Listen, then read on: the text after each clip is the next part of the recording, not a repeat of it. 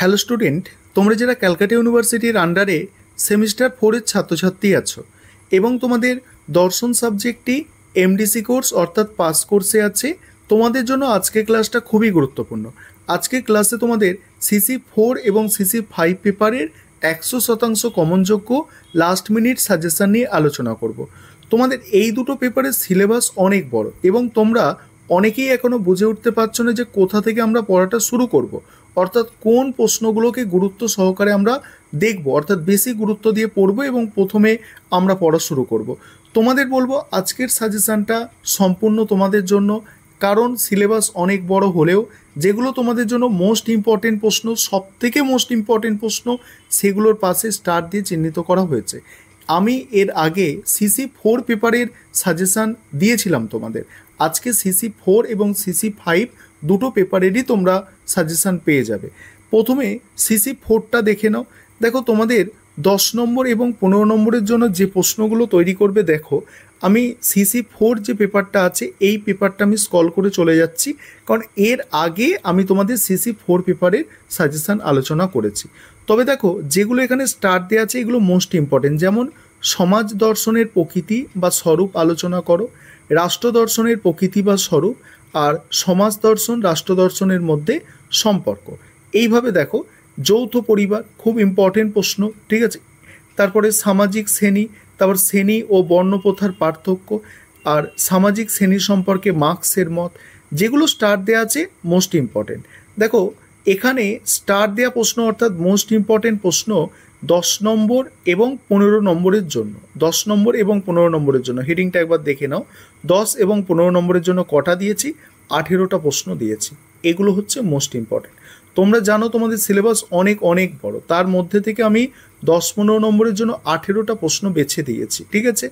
তারপরে এক্সট্রা কিছু প্রশ্ন আছে যাদের পক্ষে দেখা সম্ভব, কারণ এখন পরীক্ষা এসে গিয়েছে, তোমাদের 12 তারিখ 11-12 তারিখ করে পরীক্ষা শুরু হয়ে যাবে আগস্ট মাসে, তাই খুব তো বেশি বাকি নেই। তাই তোমরা যেগুলো স্টার দেওয়া আছে এগুলো ভালো করে দেখো, এবং যাদের স্টার দেওয়া প্রশ্নগুলো মনে হচ্ছে আমরা কমপ্লিট করে নিয়েছি, তোমরা এই এক্সট্রা প্রশ্নগুলো দেখে যেতে পারো। তারপরে দেখো, এবারে এক্সট্রা প্রশ্ন 17টা আছে। তারপরে দেখো 5 নম্বরের প্রশ্ন, 5 নম্বরের প্রশ্ন যেগুলো স্টার দেওয়া আছে, প্রথমে দেখো এই স্টার দেওয়া প্রশ্নগুলো তোমাদের জন্য 5 নম্বরের মোস্ট ইম্পর্টেন্ট প্রশ্ন, দেখে নাও। এগুলো 5 নম্বরের প্রশ্ন আমি 8টা দিয়েছি, স্টার দিয়ে চিহ্নিত করে দিয়েছি, এবং এক্সট্রা প্রশ্ন আছে। তোমরা 5 নম্বরের এক্সট্রা যাদের দেখার প্রয়োজন আছে বা তোমরা করতে পারবে বলে মনে করছো, তোমরা করতে পারো। এবারে তোমাদের আমি সিসি 5 পেপারের সাজেশানটা নিয়ে আলোচনা করব। এখানে একটা বিষয় তোমাদের বলার আছে যে তোমাদের এই দুটো পেপারের স্টাডি মেটেরিয়াল তৈরি করা হয়েছে। স্টাডি মেটেরিয়াল মানে এখানে যত সাজেশান দেখছো, অর্থাৎ যতগুলো প্রশ্ন দেখছো, এমনকি এক্সট্রা প্রশ্ন, সমস্ত প্রশ্নের উত্তর সেই স্টাডি মেটেরিয়ালের মধ্যে পেয়ে যাবে তোমরা। যারা তোমরা স্টাডি মেটেরিয়াল পারচেস করতে চাইছো, এখানে নিচে যে নম্বরটা দেখতে পাচ্ছ এই নম্বরে যোগাযোগ করে যত তাড়াতাড়ি পারো স্টাডি মেটেরিয়ালটা পারচেস করে নিতে পারো, কারণ তোমাদের পরীক্ষার কিন্তু আর খুব বেশি বাকি নেই। এবারে তোমরা পরের পেপার অর্থাৎ সিসি 5 পেপারের সাজেশানটা দেখো। এবারে তোমরা সিসি 5 পেপারের সাজেশানটা দেখে নাও। সিসি 5 পেপারে 10 নম্বর এবং 15 নম্বরের জন্য যে প্রশ্নগুলো তৈরি করবে দেখো, এবং যেগুলো মোস্ট ইম্পর্টেন্ট প্রশ্ন তার পাশে স্টার দিয়ে চিহ্নিত করা আছে। যেমন প্রথম প্রশ্ন আছে, বাচনিক জ্ঞানের শর্তগুলি ব্যাখ্যা করো, তারপরে জানা শব্দটির বিভিন্ন অর্থগুলি লেখো। পরের প্রশ্ন আছে, জ্ঞান সম্পর্কীয় তথ্য হিসাবে বুদ্ধিবাদের বিচার আলোচনা করো, বুদ্ধিবাদের বিচার। তারপরে জ্ঞানোৎপত্তি সম্বন্ধে কান্টের বিচারবোধের মূল বক্তব্যগুলি আলোচনা করো। নেক্সট আছে, সহজাত ধারণাবাদ ব্যাখ্যা করো, লক কীভাবে সহজাত ধারণাবাদ খণ্ডন করেছেন। পরের প্রশ্ন, কার্য কারণ সম্পর্কে হিউমের অভিমত ব্যাখ্যা করো ও বিচার করো। পরের প্রশ্ন আছে, দেহ মন সংক্রান্ত ক্রিয়া প্রতিক্রিয়াবাদ লেখো, এর সাথে সমান্তরাল মতবাদের পার্থক্য কী। তারপরে হচ্ছে বার্কলের আত্মগত ভাববাদ ব্যাখ্যা করো ও বিচার করো।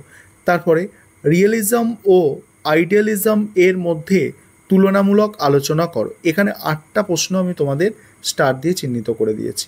দেখো, পরীক্ষার সময় প্রশ্ন অনেক হতে পারে, প্রশ্ন অনেক হয়, যা সিলেবাস আছে অনেক বড় সিলেবাস।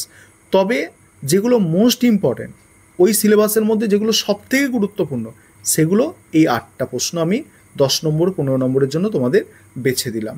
কারণ অনেক স্টুডেন্ট আছে তারা বেশি কিন্তু পড়তে পারে না বা বেশি মনে রাখতে পারে না, এই সাজেশানটা তাদের খুবই কাজে আসবে। এবারে 9 থেকে তোমরা দেখে নাও, আমি আলোচনা করছি না, এগুলো তোমরা দেখো।